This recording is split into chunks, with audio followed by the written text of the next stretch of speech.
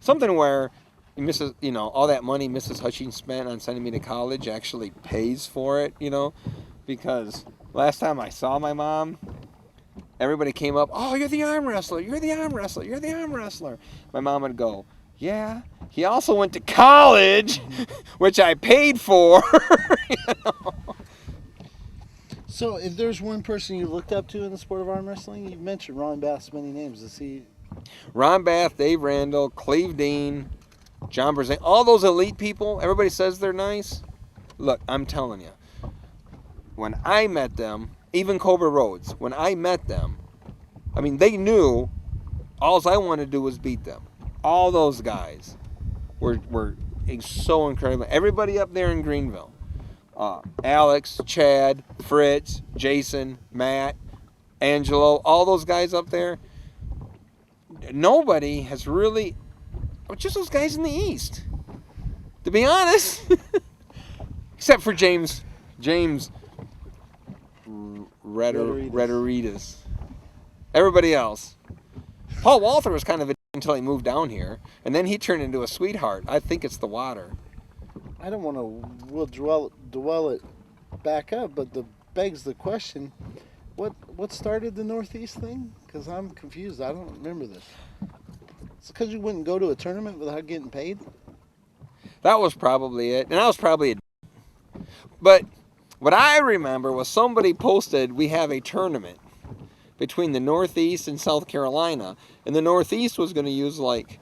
Oh, I think I started this. I was going to use like Canada and like 8 different freaking states, and we were allowed to draw from like a county. But I don't know. Look, like I said, back in the heyday, I mean, look, grunge was making a comeback. Clear Pepsi showed us a new way to drink beverage. I mean, this is all ancient history and stuff. I mean, I'm sure all of this has been resolved now, and all arm wrestlers have a Coke and a smile and hold hands and sing Kumbaya in order to strengthen the sport and put money in your pocket. I mean, I'm sure you got to reorganize that way. In the union of non-state championship arm wrestlers have voted not to strike any of your tournaments and that sort of thing. Should there be an arm wrestling union? I don't think there should be any unions. Unless we're going to succeed from it. Other than that, I'm against unions. If you have a tournament on the 15th, when will you work out till? What day? How many days rest? This is controversial.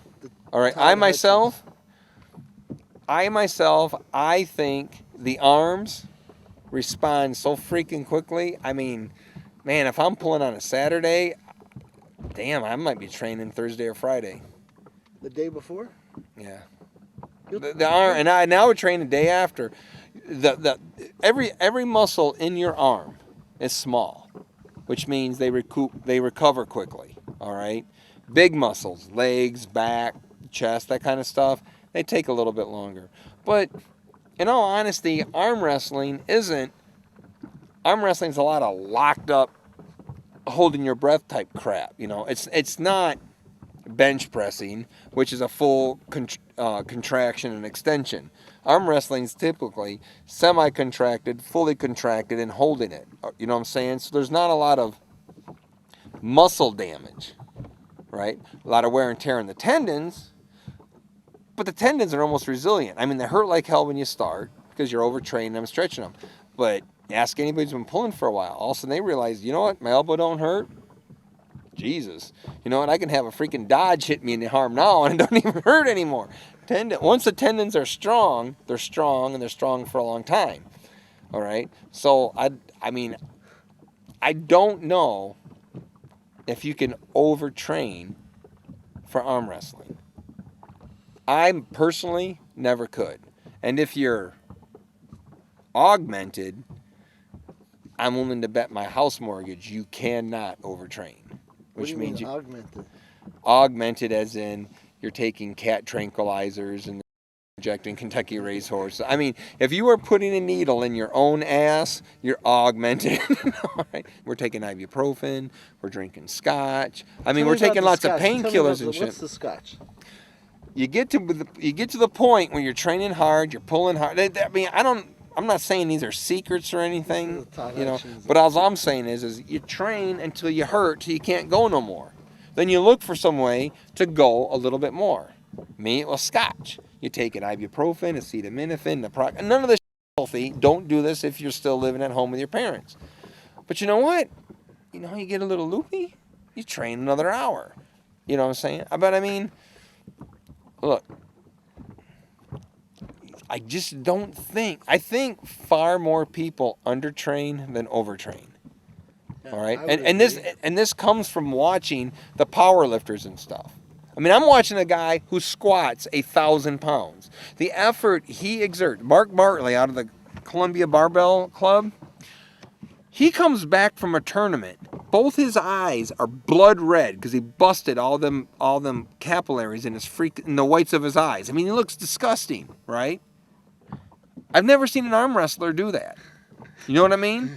But this is a guy with 1,050 pounds on his back, and he has to do it like 3 times because of the way powerlifting's work.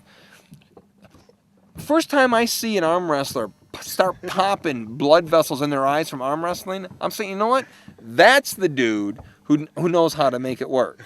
All right? If somebody does something new and innovative, I don't care what it is, some kind of crazy technique. If you film it 6 or 7 months after you filmed it, everybody should either know that they can do it and they're implemented it, or they've tried it and they're not interested anymore. I mean, there should be absolutely no reason for something. There should not be a shelf life on stuff like that lasts more than just a few months. Yeah. I mean, there never was in South Carolina. We saw something new, we did it. And when it was when the power lifters are dragging sleds with their waist, you know, in order to build up endurance, the power lifters would drag a sled from their waist in order to build up leg endurance, not because they needed endurance for a meet. They needed endurance so that they could do the training necessary to squat 1,000 pounds. You know what Team South Carolina said? Well, screw that. Bam, we started dragging shit with our hands, you know, as soon as we saw that. The beginners need to everything that they think they know, they need to say, put that on a shelf over here. And they just need to shamelessly copy everything they see and then make their own evaluations.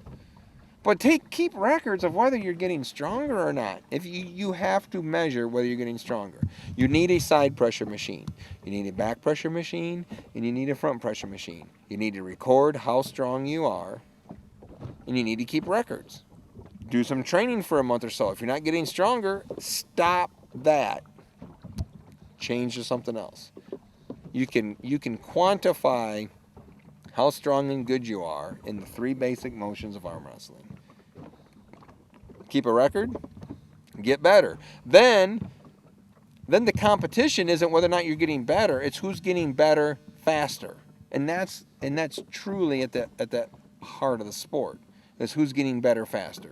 Well, thank you very much for taking the time, Todd Hutchings. It's been an honor. It's been a good talk. We'll see you in 10 years in the behind the arm sport on ArmTV Classics or something when you open up a second website. Here, let's do a little for us. All right, your label's not showing. It's all about the lady on the moon, Molly. Hey, ArmTV Nation, Todzilla's house. We got a fish. You just keep cranking it in. And someone behind the camera. There you go. Okay, when you crank it in, what you got to do, hoist it all the way into the boat. There you Caught go. a fish. How many hours we been out here? Just a little over 2. 2 hours. Caught 1 fish. You take this point that I can't always find. I'm holding. I mean, but that's not a bad looking catfish. All right, and which means we're now in prime catfishing time zone. We'll throw this into the cooler, throw another night crawler out, Discovery Channel, Sorry. with Randy Couture, you know, the UFC guy, and they showed him in a clinch, right? What happened was they had him all wired up with EKGs and shit, and they found out that when he had somebody in a chokehold, he would grip with some muscles and relax others. And then as time went on, he would grip others and relax the others. So he could hold somebody because he wasn't straining full blast with everything like you're doing. Oh, really? And I'm going to tell you something. Athletes learn that instinctively. When you first gripped me up, I tightened everything. And then when I felt what you had, I'm using like less than half. Pull all you want. I'm going to show you something. Look at this. See that? I'm pulling with my thumb, not my fingers. Look at that. I got an open hand, and I can still beat you. Wait. Good, I got that. See, you should try top rolling now. Now watch this. 2 fingers up. Look at that. 1 finger. 1 finger. Yeah. Watch this. I'll do this. Nate, tell me hook or top roll. I'll do whatever you say. Top roll. This is what a beginner will do, right? They'll grip up like this. They're tight as here, they're tight as here. They're gonna go, right? What a pro's gonna do, right? They're gonna feel that, all right? Or they're just gonna apply what they need, right? So you grip up tight and you pull. You pull as hard as you can. See, right off the bat, I can open up my fingers. You know why? Because I got pressure on my thumb. And from here, with no weight, right here, which means I've only tensed here. The rest of my arm's full. You squeeze in your fingers. Look at it. All your knuckles are white. All of your arm is flexed and used, right? You know what I'm using on my arm? What? I'm using just this part, just my thumb part, right? If I top roll, I use some. If I hook, what I did is I just relieved my thumb, okay? Pros, now look, if you and me was in a if you and me were in a no death match, right? Like Vegas or something like that, I'm gonna hit you with all I have. You know what I'm saying? I'm hitting you with everything, right? It's all a matter of explosive power. It's BAM! Right? Yeah. But here's the deal. A pro, go ahead and pull everything you have, right? Somebody that's experienced, I don't need everything to beat you.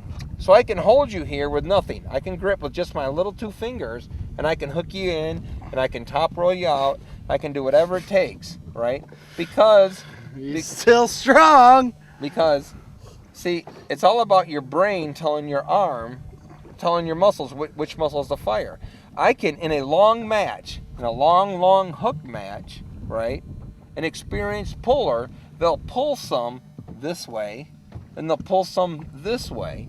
Because when I'm pulling here, I'm resting here. When I'm pulling here, I'm resting here. And I can get into a long match because I'm not pulling my whole arm. A beginner is going to do this. And you know what?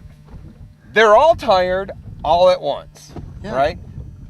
You ever see John do this? Ever see Travis go? Gary, you're low They on don't. battery. You need to. This should be on the beginner's tape to ArmTV Undisputed, which you invented on Lake Monticello amidst all of God's beauty Keep it up. here. Well, when are you guys going to be done doing this? ArmTV's undisputed. Bam! See, you're way open. What do you mean? Bring your shoulder closer to your hand. Get her in here. Let's do this. This is pathetic. You've been filming arm wrestling. Let's start here, okay? You do whatever you can. Now you pull. Please. Oh my God. Are you watching this? You feeling that? Look at this. Top roll me. I'll open up these 3 fingers. Oh my. Okay, hook me, and I'll open my hand up completely. Oh, please. If this is the sorry state of ArmTV, who won my weight class at Nationals? No, it's 6 years ain't got nothing to do with it. John Brzezinski hasn't even dropped that kind of knowledge to me. They Well, don't because share that. maybe I like you more than John does. All right, John is still actively. Look, what I'm telling you is stuff everybody else can figure out for themselves. I'm not telling you no freaking secret to cold fusion. I'm not telling you how to get 80 miles to the gallon on gas. I'm telling you stuff other people either know or suspected or have already done. Nothing I am telling you is eureka type stuff. Okay? You can learn, Jesus Christ, you get a subscription to the ESPN website, you learn all this stuff. You just got to apply it. You just got to shamelessly copy what other people do, right? You know? Well, Cobra told me this weekend, he said, I was like, well, how do you do this? How do you do this? He said, just pin them. Yeah, well, but Cobra is some kind of freaking David Blaine musician type guy, you know? I mean, I'm not. I'm just going to tell you simply. Look, you want to push some guy's hand down? Let's just, you know what? What? Atlas. You know what? You give me a big enough lever, I'll move the earth. And that was my dad against Gary Roberts. The refs. Okay, if the refs are on this side of the table, that'll give person that's on the opposite side of the table that you're on an advantage because they are trying to get their hand to that ref. But if it's on my side of the table and the ref is on that side, then they'll give me an advantage because I need to go that way. Well, thank you very much for those wise tips, brother. Thank you.